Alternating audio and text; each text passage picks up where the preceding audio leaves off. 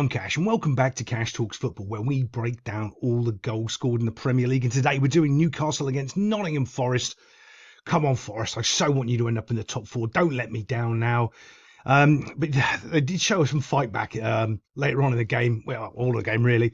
They do have some character there, but it is hard to go and win away at St James's Park, let's be honest. And Newcastle are a very good side. If you're a Newcastle fan, you'd probably be a little disappointed in their season, because Newcastle are more than capable of beating everybody. And you'd think that they would be, way, I don't know, further up the Premier League, securing a top four place much easier than they are. But silly mistakes like this is why they're not. I mean, this is just awful football. You can see from the throw in here, you can see what's going on. Now, I'm a firm, there's lots of little coaching myths that people say over the years that are just completely and utterly wrong and stupid, like play the way you're facing. Okay, that is right, but it's normally wrong. So what you're really normally trying to do is correct a mistake. That's why you're saying play the way you're facing, okay? And the right way to really normally correct that mistake that the player has made is they need to be facing the way that they want to play. So when they receive the ball, they can play the way they're facing. It's double aspects of it. It's a couple of things you need to do. In this scenario here, though, he does need to play the way he's facing. He can see this massive open area right here. He can just come in, have a bit of a picnic, turn, and even find a pass, go anywhere he wants, except for he decides to do something that I cannot stand. One of these little, so I see it as this, right? This is how I try to explain it to players that I coach. Think of your shoulders as the line, right? You do not pass behind your line because you can't see. You only pass in front of your line from where you can see there. Simple. It makes so much sense. You don't want to try to do a little shifty half-turn pass or anything like a little flick or a trick. You can get away with it at certain, times, and those times are normally when you're stationary, when you've actually the play stopped and you're caught and a defender's got you and you're trying to get some space and you end up flicking the ball behind you. Fine. But when you're running and you play that ball behind you, this is normally what happens.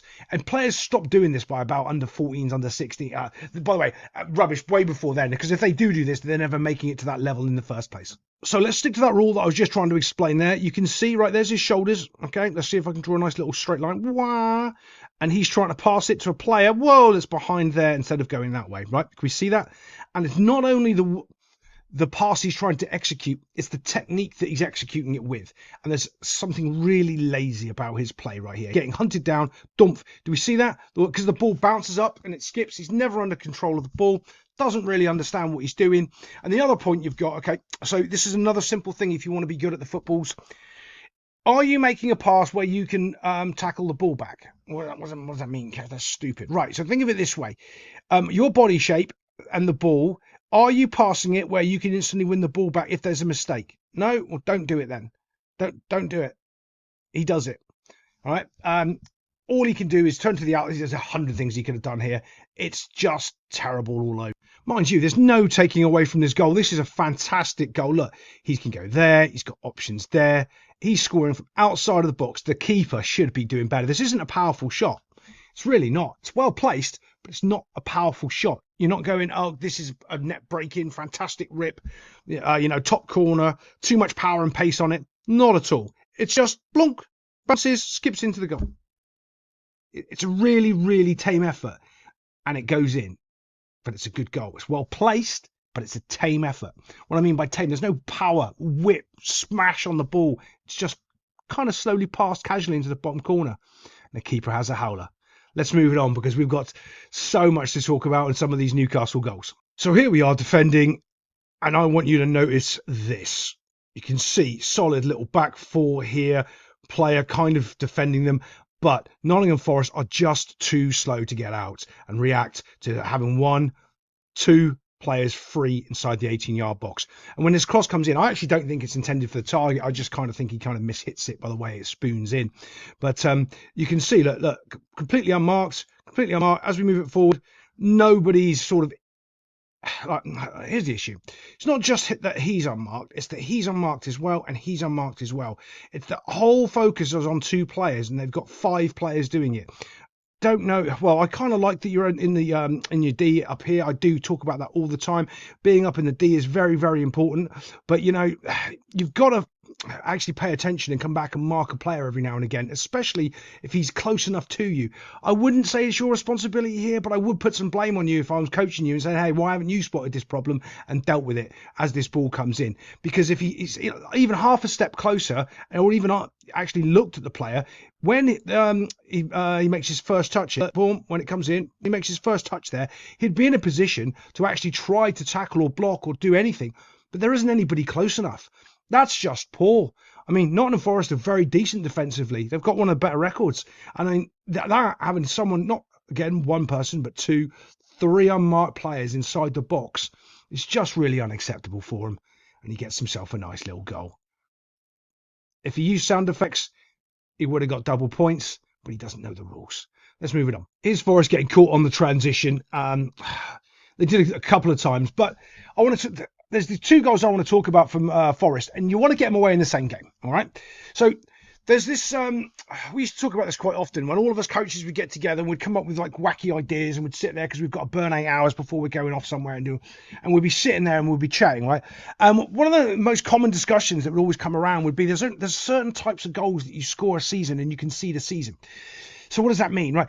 The rubbish goals, you can see them. You know, there's no chance it's going in, but it's hit your defender, bounced over your goalkeeper, and there's a guy on the back post, which is this one right here.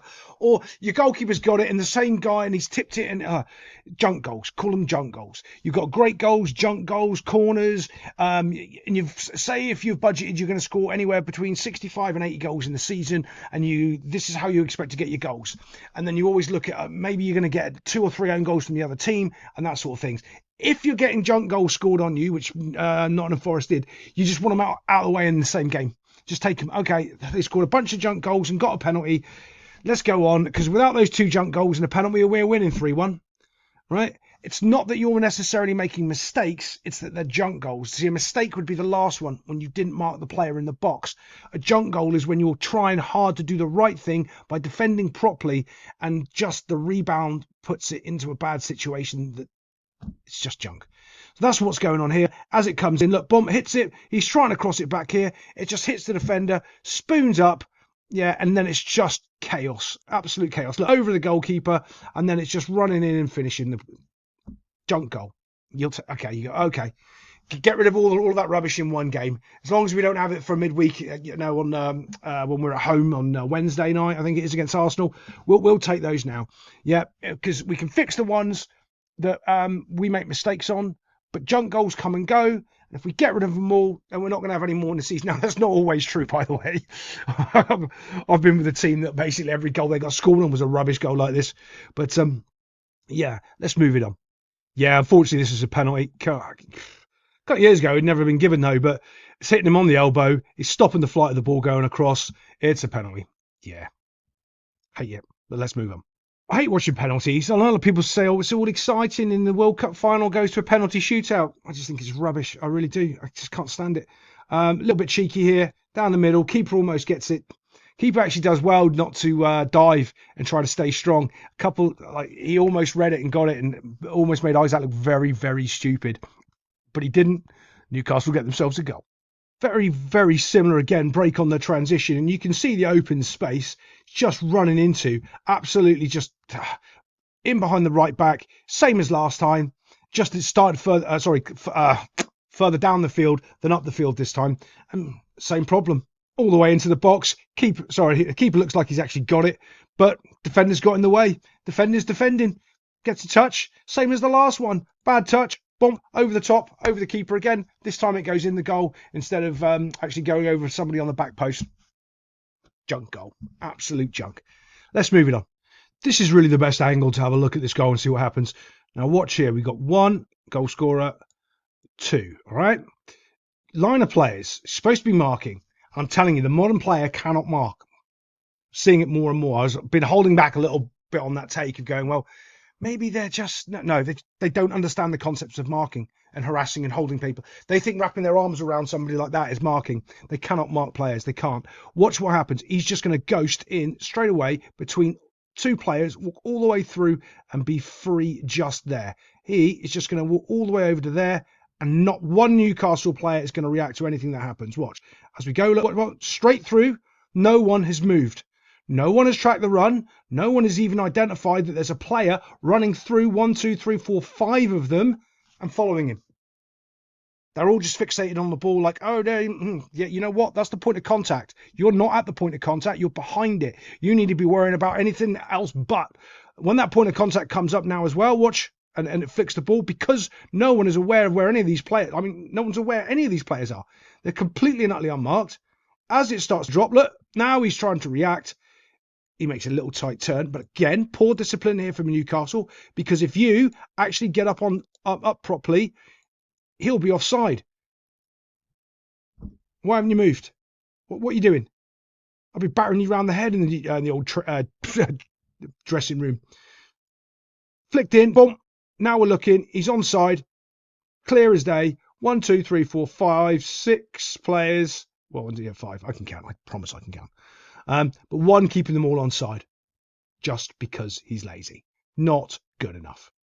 Little flick with the outside of the boots. It's a good finish compared to, all situations. Oh, the situation I was talking about where you don't want to pass the ball past your line here because you want to control it. This is the perfect situation. He stood still and he can flick it past the keeper into the corner.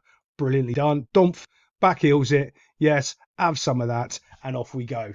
So they just scored from a corner, and we knew exactly what they were doing with the first contact on the front post, right? With a flick on to someone else. Are we going to be marking the players a little better? Yeah, a little bit better here. Look, still not good enough, but a little bit better on the first contact. Oh, look, we've still got a man completely and utterly free inside the 18-yard box, right in front of the goal. Oh, actually, not just one. There. We got another one right there. Yeah, Newcastle's only got themselves to blame. If anyone's watching this, they'll know exactly what to do against Newcastle on corners, because they're just awful defensively. As this ball comes across, Donk flicks it. No one's close enough. Again, just like the last time, he can take 2 touches in the penalty area, just like the Newcastle player could a minute ago, because there's no one close enough to challenge. Gets himself a touch, and it's the ball at the goal. Not a great strike. Defended. Well done. The problem is, though, he's cushioned the ball and he hasn't just battered the ball straight away out of. He's only got time for one touch, and he's got to knock it out. He's just got to put it somewhere, and he doesn't, because as soon as he touches it, boom, someone comes in and just knocks it into the net box. Yeah, shocking defending. They got away with it in the end. Newcastle, Nottingham Forest, come and stay in the top 4 for me, and I'll see you next time on Cash Talks Football.